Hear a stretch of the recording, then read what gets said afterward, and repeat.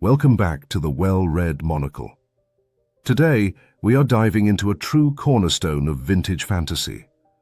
Roger Zelazny's 1970 classic, Nine Princes in Amber. It is a masterpiece whose original vintage paperback covers perfectly capture its gritty, otherworldly essence in a way that modern redesigns simply cannot match. Let us step through the shadows and explore this remarkable tale from start to finish. Part 1. The Awakening and the Shadows. The story opens with our protagonist waking up in a private clinic in upstate New York, his legs encased in plaster casts. He is suffering from severe amnesia, remembering only a vague car crash. Suspecting he is being kept sedated against his will, he overpowers the staff, discovers his hospital bill is being paid by his supposed sister Evelyn, and blackmails the clinic director for cash before escaping. Arriving at Evelyn's lavish home, he plays a dangerous game of bluff to extract information. He discovers her real name is actually Flora, and while snooping in her library, uncovers a hidden deck of tarot cards. These cards do not feature traditional suits, but rather incredibly lifelike portraits of his family members, including himself, Corwin. Suddenly, his brother Random arrives, desperately fleeing mysterious assassins with bloodshot eyes and sharpened teeth. Corwin and Random dispatch the creatures with brutal efficiency, setting the stage for a journey into the unknown. Part 2. The Road to Amber. Seeking answers and survival, Corwin and Random take Flora's car and begin a seemingly impossible drive. Random takes them through shifting realities, manipulating the very fabric of the world around them, adding and subtracting elements until the sky turns purple, the sun turns pink, and the landscape morphs into a strange, magical forest. Corwin learns that they are traveling through shadow. He discovers there is only one true world, Amber, and all other worlds, including our Earth, are merely shadows cast by it. In the magical forest of Arden, they are hunted by their hostile brother Julian and his monstrous hounds. Corwin manages to unhorse and capture Julian, securing their safe passage. Eventually, they reach the sea, but rather than sailing directly to Amber, they descend beneath the waves via a giant staircase to Rebma, a mirrored ghost city of Amber, located underwater. Part 3. The Pattern and the Past. In Rebma, Corwin undertakes a deadly trial to regain his memories. He must walk the pattern.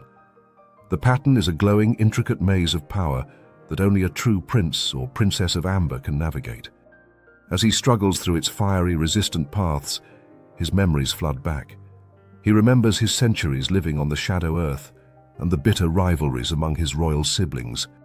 Upon completing the pattern, Corwin uses its magic to teleport directly into the Palace of Amber. There, he engages in a fierce sword duel with Eric, the brother who orchestrated his amnesia. Realizing he is outmatched as the palace guards break down the door, Corwin uses the tarot-like trump cards to magically transport himself to the side of another brother, the flamboyant Blaze. Part 4. The War for the Throne. Blaze is amassing a vast army from the Shadow Worlds to conquer Amber and seize the throne from Eric.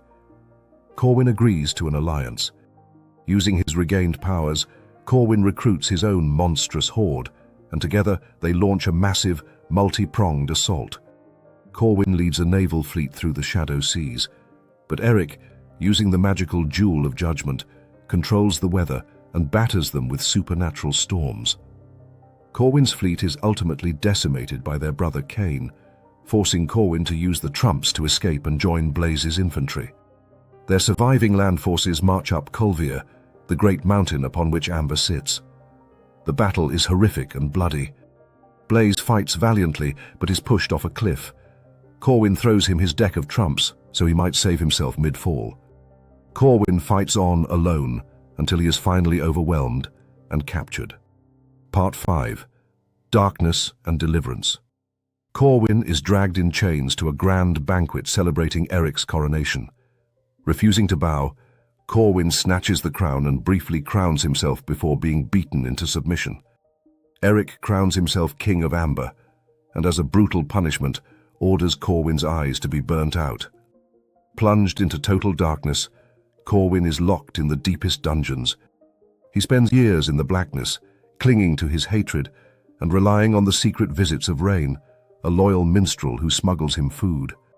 However, because of his superhuman amberite physiology, Corwin slowly regenerates his eyes over the course of 4 years. Part 6. The Escape. Just as his sight returns, Corwin receives a miraculous visit from Dworkin, the mad ancient artist who originally created the trumps and the pattern. Dworkin has wandered into the cell through a magical drawing. Tricking the madman into drawing a sketch of the lighthouse of Cabra on the dungeon wall, Corwin uses his restored powers to step through the artwork, escaping his prison. He recovers his strength at the lighthouse with its keeper, Jopin, returning to full health. Looking back at the mainland through a spyglass, Corwin sees that a dark, twisted evil has infested the beautiful valley of Garnath, a physical manifestation of the terrible curse he placed upon Eric before being blinded. Setting sail on a small boat into the shadow seas, Corwin sends a mocking message to Eric via a blackbird. "I'll be back." 9 Princes in Amber is a phenomenal exploration of memory, power, and the sheer force of will. Zelazny presents a protagonist who is deeply flawed and ruthless, yet undeniably compelling as he reclaims his identity and fights for his birthright. Thank you for tuning in to the Well-Read Monocle. If you enjoyed this journey through Shadow, make sure to like, subscribe, and let me know your thoughts in the comments below. Keep your monocle polished and your pages turning. See you next time.